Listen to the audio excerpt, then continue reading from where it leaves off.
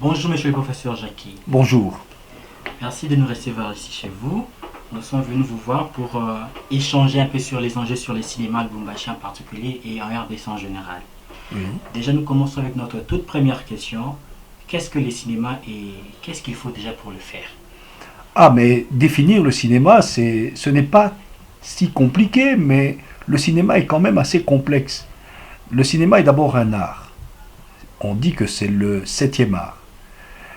C'est un art parce que il fait rêver, c'est un art parce qu'il exprime des émotions, c'est un art parce qu'il raconte des histoires avec la tentative du beau, du laid, du sentiment, de l'émotion. Tout cela fait partie de son jeu.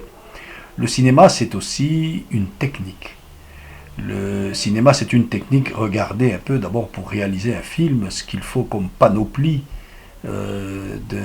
d'instruments de travail. Hein, il faut des caméras, il faut des tables de montage, il faut des logiciels. Il faut donc maîtriser une certaine technique de prise d'image, une technique de prise de son, une technique de mixage, de montage, etc.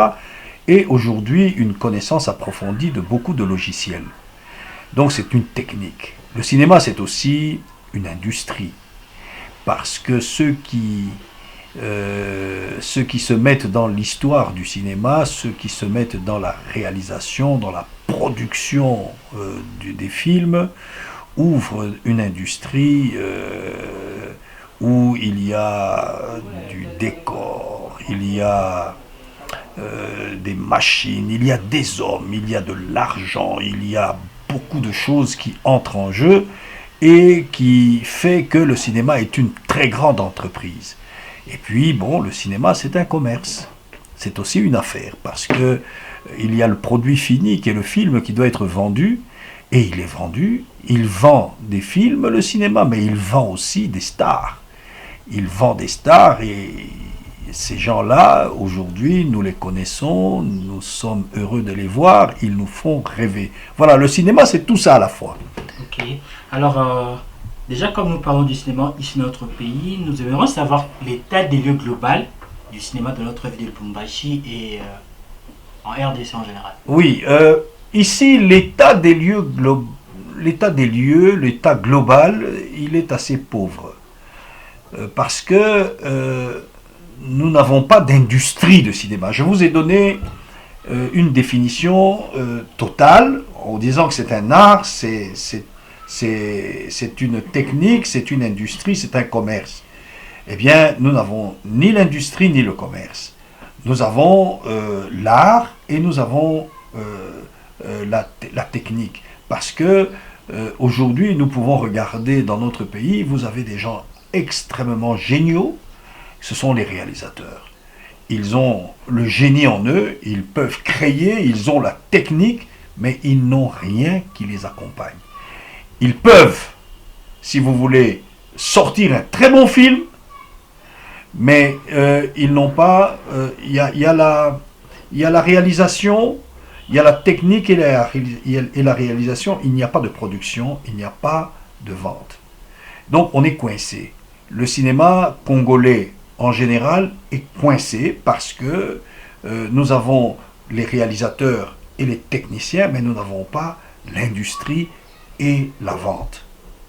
Alors, comment faire pour remédier à cela? Eh bien, il faut d'abord que notre pays lui-même donne de l'importance à la culture, comme l'a fait la Tanzanie maintenant, comme l'a fait le Nigeria. Il faut qu'il y ait je dirais, un budget conséquent à la culture qui puisse permettre aux hommes de culture, aux hommes et aux femmes de culture de se retrouver. Ils ne sont pas encouragés, ils ne sont pas accompagnés, ni par l'État, ni par les entreprises. Et puis bon, les entreprises, elles sont à compter sur les bouts, sur la main. Les entreprises qui peuvent le faire et qui ont suffisamment d'argent et besoin d'images. Les entreprises ne sont pas si nombreuses ici. Hein. Il faut des grandes entreprises, peut-être même des multinationales qui ont besoin d'images et qui pourraient accompagner le cinéma. Celles-là, nous ne les avons pas. Et c'est pour cela que notre cinéma est en train de boiter. C'est parce que notre cinéma n'est pas accompagné ni par l'État, ni par les entreprises privées. Alors, concrètement, à quel niveau devait intervenir le gouvernement national? Ben, le gouvernement est bloqué pour l'instant, d'abord parce que il ne peut pas faire appel, parce qu'il aurait pu faire appel à des entreprises en disant, voilà, installez-vous et rayonnez. Pour rayonner, l'entreprise a besoin d'images. Et donc le cinéma serait présent et le cinéma serait le bienvenu. Mais ces entreprises, elles ne peuvent exister et s'installer que dans un pays stable. N'est-ce pas? Les grandes entreprises multinationales n'ont pas confiance en notre pays, c'est parce qu'il n'est pas stable. Avec tous ces carnages, toutes ces mauvaises images que nous voyons à l'est du pays, eux ne regardent pas quel est le coin du pays le plus stable. Eux entendent que le Congo, la République démocratique du Congo, est instable. Et donc, vous n'allez pas voir venir ces entreprises se multiplier et proliférer et s'installer ici. C'est impossible. Donc, nous devons avoir un pays stable. Et ce pays stable générerait des envies, parce qu'il est riche, des envies de toutes ces multinationales qui viendraient et qui auraient besoin d'images et qui accompagneraient volontiers le cinéma. Imaginez-vous que pour faire un film, vous, un réalisateur, vous voulez faire un film et que vous avez ici des succursales de Toyota, par exemple. Mais pour une course-poursuite, Toyota viendrait vous voir pour que sa voiture puisse être dans l'action du film. Et ce n'est qu'un exemple.